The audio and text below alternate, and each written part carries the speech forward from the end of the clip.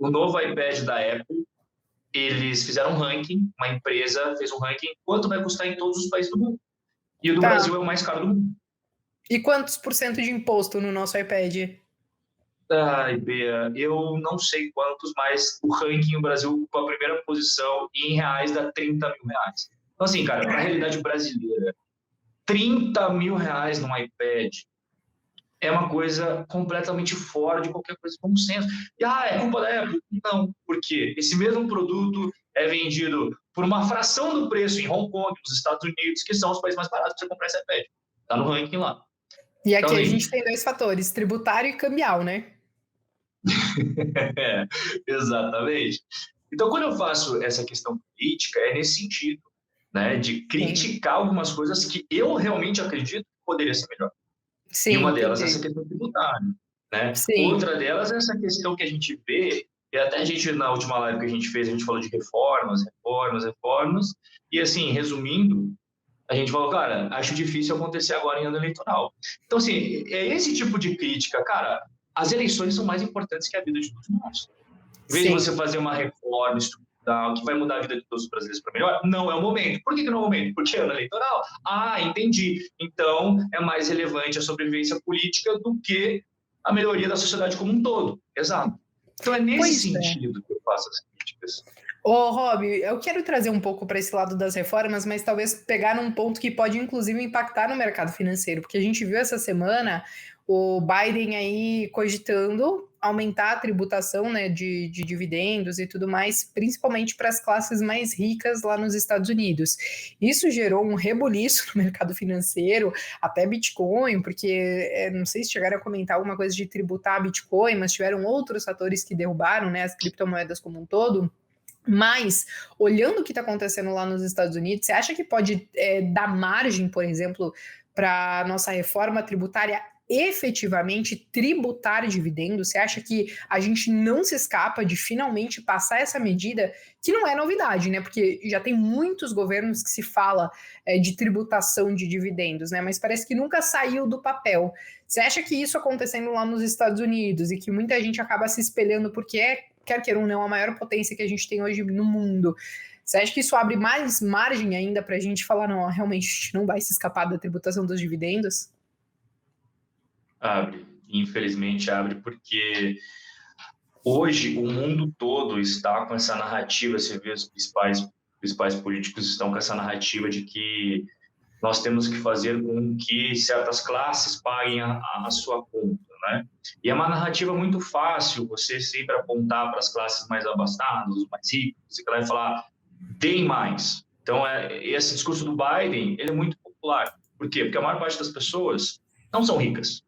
Então, quando você falar, os ricos têm que pagar mais imposto, a maior parte das pessoas vai aplaudir e vai gostar, porque interfere a vida delas.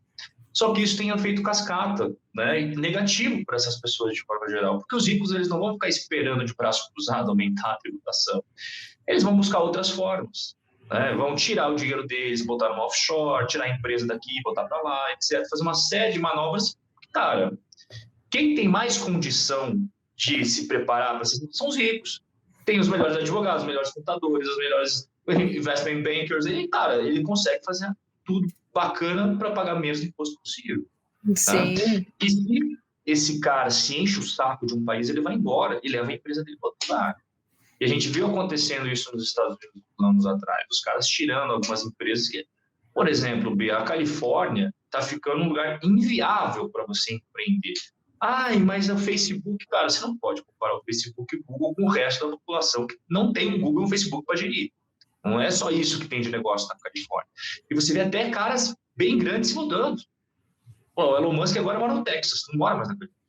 Então, assim, você começa a ter mudanças porque as pessoas chegam um momento que elas... Só que no Brasil, você perguntou especificamente no Brasil, a gente tem hoje, né, um governo que está já indo para o seu último ano, nós temos ano que vem eleição, e esse tipo de decisão é uma decisão que impacta direto na percepção popular.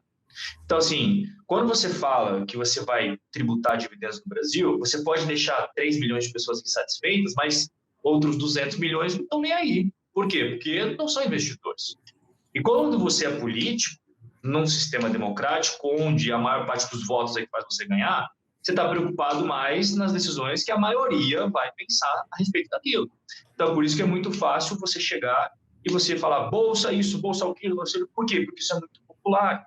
Né? O Biden chegou falando, vamos aumentar o cheque lá semanal em 3 vezes, 4 vezes, pô, todo mundo aplaudiu ele.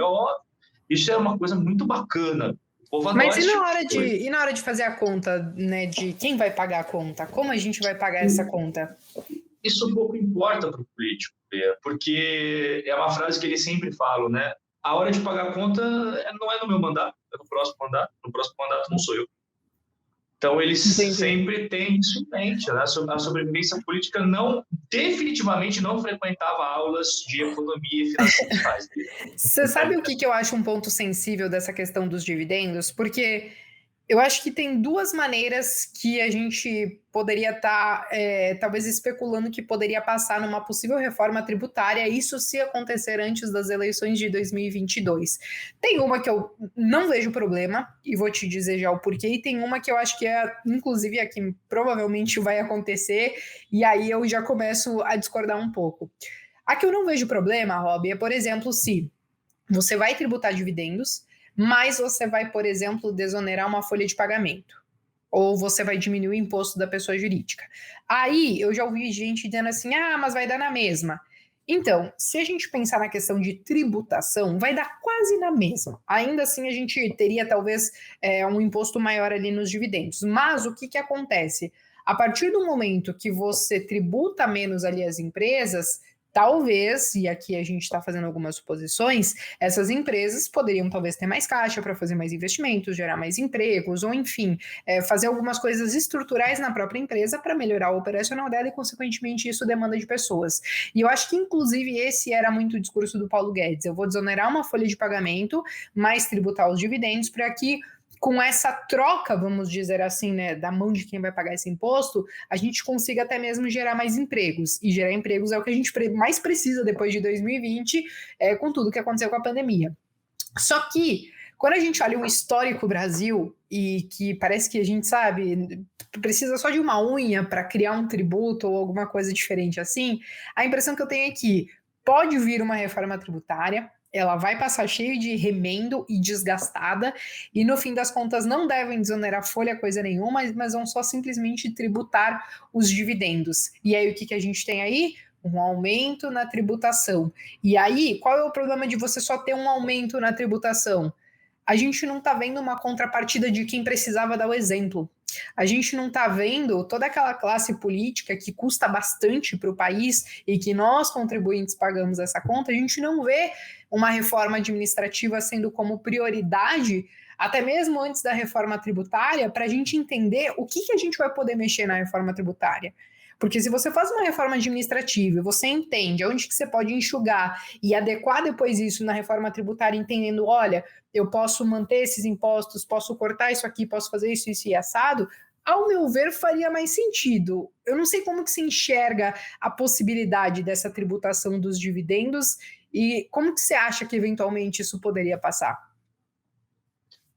Bom, vou ser bem transparente aqui. A minha opinião é que provavelmente nós teríamos um aumento na carga aí tributária referente à tributação dos dividendos, a questão do juros sobre capital próprio, que é uma jabuticaba brasileira, também ia ter aquela questão que ia parar de ser como é hoje, né, que as empresas utilizam bastante para pagar menos imposto, mas e, ao mesmo tempo, eu não vejo uma contrapartida de você, vamos reduzir o imposto das pessoas jurídicas. Tanto é que teve um projeto que foi protocolado no comecinho de 2021 lá, tem várias propostas de tributação de dividendos. A mais recente era simplesmente tributar os dividendos sem contrapartida nenhuma.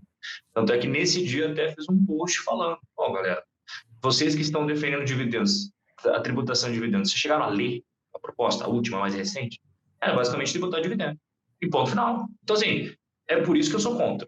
Porque não existe nenhuma contrapartida. Né? É mais uma vez você botar nas costas do investidor, e já é difícil ter investidor no Brasil, já é difícil ter investidor no Brasil. Bota nas costas do investidor. Né? E aí, beleza, as minhas empresas que investem na Bolsa vão pagar menos imposto? Não tem nada escrito lá. Então, Bia, eu não sou favorável, até é importante deixar claro a minha opinião, eu não concordo com isso daí. Historicamente, essas coisas no Brasil é sempre assim, não, mas veja, todo mundo vai abrir a mão, todo mundo vai... No final do dia, é sempre o trabalhador comum que tem que abrir mão de alguma coisa, mas a classe política não abre mão de nada, o judiciário não abre mão de nada, o alto escalão não abre mão de nada. Sempre, na verdade, querendo mais. Então, assim, Sim, historicamente, eu vejo isso acontecer. Então, quando eles prometem, não, a gente vai tributar os dividendos, que hoje são isentos, mas vai ter contrapartida. Vai mesmo. Então, bota no papel. Bota no papel e passa o que você botou no papel. Não vale falar, essa é a proposta original, aí na hora de votar, tira esse parágrafo, tira esse, bota esse, não sei o que lá, quando se vê, mudou totalmente a essência do que você queria. E também é sim, uma manobra muito comum que eles fazem no Brasil. Então, Bea, eu vejo que, levando em consideração todo o sistema brasileiro tributário, que é pesado, mais uma tributação é errada.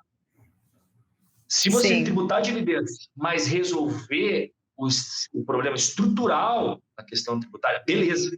Por exemplo, questão do ICMS é uma maluquice. Qualquer empresário que trabalha com produtos, que vende, tem em São Paulo, vende para o Rio, São Paulo vende para Amazonas, cara, esse cara, entre parafusos, ele não, né? Mas o cara responsável pelos tributos, entre parafusos, é uma loucura, é uma loucura. E se você analisa outros lugares no mundo, como é que funciona, o ICMS, que não se chama com esse nome, não é assim. Pode ser muito mais simplificado. Por que a gente não melhora isso? É porque, Peia, tem muitos grupos de interesse que seriam prejudicados. E, historicamente, esses grupos são muito fortes no Brasil. Então, quando você sim. fala assim de uma reforma, a gente vai ter que bater de frente com muita gente poderosa. E será que é o momento de você bater com gente poderosa, ainda mais numa época pré-eleição, que já começou aí a corrida eleitoral? Não. Então, se fosse para dar um pitaco, eu falaria, cara, é mais fácil passar o negócio dos dividendos sem nada em troca. Mais Sim. uma vez.